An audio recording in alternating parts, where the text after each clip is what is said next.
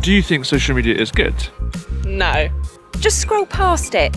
Yeah. It's not important. It's just a bit of information in your newsfeed, whether you agree with it or not. Just move on. It's sort of noticing when you start having those thoughts around like comparing yourself with other people. They can be quite subtle, but they're quite toxic. There were people that I knew on there, and I knew they didn't kind of lead these, glamorous millionaire-looking lifestyles, but yet their photos seem to kind of dictate that or indicate that. Interesting. And I just thought, it's too fake. You can snooze for 30 days. Yeah, exactly. And I do That's that quite sometimes with people. advice. Yeah, people who are posting You a like lot them, but you just and think, getting oh, on my nerves. How do you do snooze. How do you do that? You just snooze my for God. 30 days. Oh my Yeah. God, I need to know it. I need to know it, please. Hello, welcome to Easy English. So in this week's episode, I went down on Brighton Beach to ask people's opinions on social media. I want to know how they use social media, what they think is good and what's bad about social media, and advice on what people should look out for and avoid when using social media apps. Before we get started, please don't forget to like and subscribe. Here we go. What do you use it for? Just like kind of posting videos with friends, sending videos to like other people that I think are funny, kind of just interacting with my friends. I use Instagram and Facebook. I have got a Twitter account, but I don't really get it. I think it's absolutely got its place. Like it's really, really helped me to stay in contact with, say, friends that are on the other side of the world. That sort of Facebook, that sort of thing. Things like Twitter I avoided for a long time, and then joined recently and have created a really great network specifically around like teachers and education and writers and well-being, because that's sort of my thing. And I've joined Instagram. I think they've all got their place. What social media platforms do you use? So I use Facebook, and that is it. That is it? Yeah. Have you ever tried, like, say, for instance, TikTok or Instagram? I haven't tried TikTok. No. I'm probably a bit too old for it, maybe. I don't know. I tried Instagram for a while, but it was quite, I don't know, it didn't really click with me. I do a little bit of Facebook, but not very much. Okay. So I'm an old-fashioned girl. I like the telephone. I like speaking to somebody. I like communicating with somebody. Eye contact, facial contact, verbally.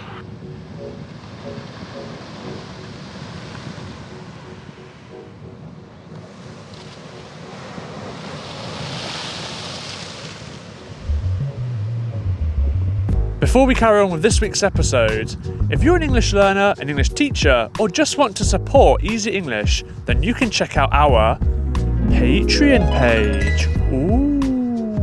Easy English wouldn't be possible without your support. It would be really great if you would become a Patreon member of Easy English and join our community. For under €5 a month, you'll get access to learning exercises for each one of our episodes. So if you're interested in learning with or supporting Easy English, then head on over to patreon.com/Easy English Videos. Now back to the episode. I feel like a lot of people have started to use like social media as almost like a way to compete with their like mental health. So like, Explain more. So it's like, I do this, so like, and then you're like, oh, mine's not that bad then, so like I don't need to talk about it, if that makes sense.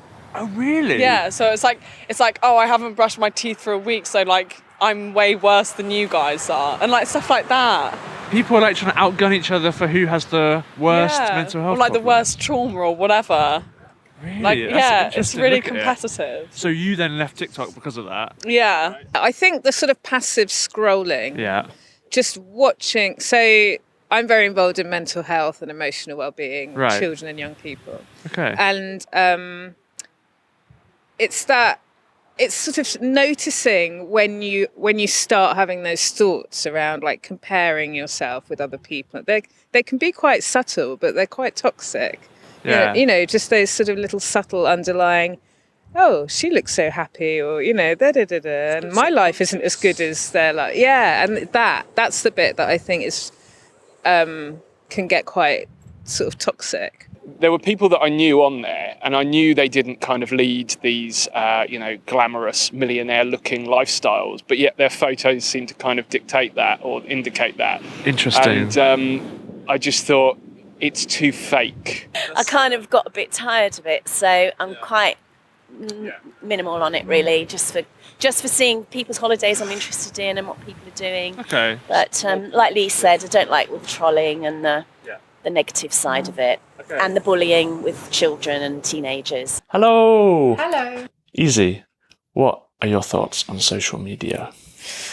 Well, in general, I think social media is amazing. It's great. It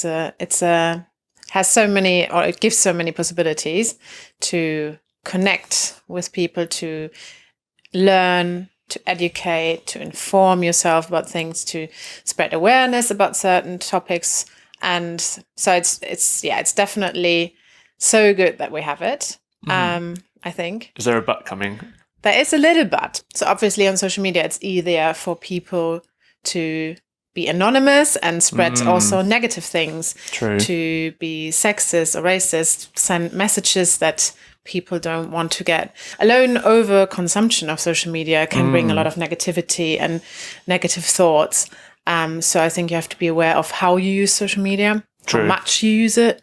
Now, times like the war in Ukraine, it helps a lot to connect, to inform. Yeah. And if social media didn't exist, then you also wouldn't have things like the Me Too movement. That probably might have taken a few more years for it to kickstart, but that really gave it that a boost. But I think, like you said, I think you have to be almost see it a little bit in the same way you'd see news. You wouldn't just sit there and watch rolling 24-hour news because it exhausts you. It comes part and parcel of having this sort of like form of free like a freedom of media. You can post whatever you like. So in a sense, you're always whatever you like. Not whatever you like, but in a sense, you don't just get one angle. You get 30, 100, 1,000 angles of which one. Can be overwhelming. Which is overwhelming, but at least you sort of see both sides of the picture. But that does involve also getting the negative with the positive, I guess. And for like private matters, it's amazing that because we do have friends in a lot of different countries. We do travel, but also we don't have people in one place altogether. Yeah. So we stay in contact with people via social media, and that is amazing for sure. Yeah, it's a good way to document your life. There you go. If you had to give someone a guide on how to use social media, then say someone wants a TikTok account because all their friends have it. Yeah. What would your guide be on how to use it? Definitely set a limit to how much you use it a day. And can you do that now? I know on Instagram you can sort of take time, like a time off thing. On settings, you can like limit how long you spend on the app. I mean, like, it'd be great if you could just stop using the app because it says you can choose to continue using it, and most people just do that. So it's but I would say really try and limit to it like half an hour a day. You actually made a good point. I just remembered that someone said, I heard someone else recommend don't use it passively. And you said passively. Yeah. And what do you mean by that? Just literally sitting there going and scrolling through. And what's the contrast to that then?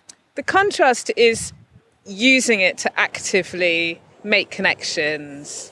Sharing stuff. Yeah, and reposting. Contact people. It's an amazing way to keep in touch with my friends on the other side of the world and, see what people are up to and comment on people, get involved in people's posts and make comments. I work in IT and I tend to get photos of the cabling that I do. So before and after photos.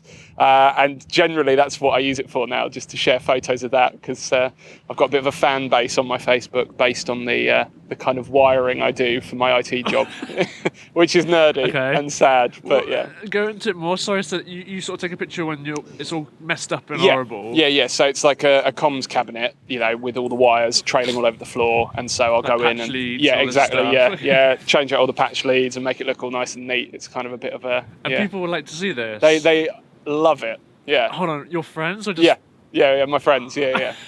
I'm not sure if that makes me sad or them. Yeah. So then I was going to say you use it for communication, but you also use it for what would you call this? Not comedy, but entertainment or something. Yeah, I mean, it is probably a form of entertainment. Yeah, I like making people laugh. Okay. should you use it, do you think, at all as a means to build self-esteem? Ooh. I don't think it's the best tool to build People self-esteem. do it to try, I think. Yeah, I think it has the opposite effect. Yeah. I think if you're posting something in order to get loads of likes and get popular, I think that's building yourself up for quite a big drop if it doesn't go that way. Yeah. Then it's like, oh, I'm useless, I'm pointless, I'm invisible, no one's reading it, no one's seeing it, and it starts all this sort of mental mind chatter. Yeah. Yeah. But if we're being really honest with ourselves, a lot of us do that. So again, it's not don't do it, it's just be alert, notice if you are doing that, and then make a choice. Is this good for me? Is this making me feel good, or is it draining my energy? Every time I step away from social media, do I feel rubbish? Yeah. Like just starting to become more self-aware and taking care of your own sort of mental health.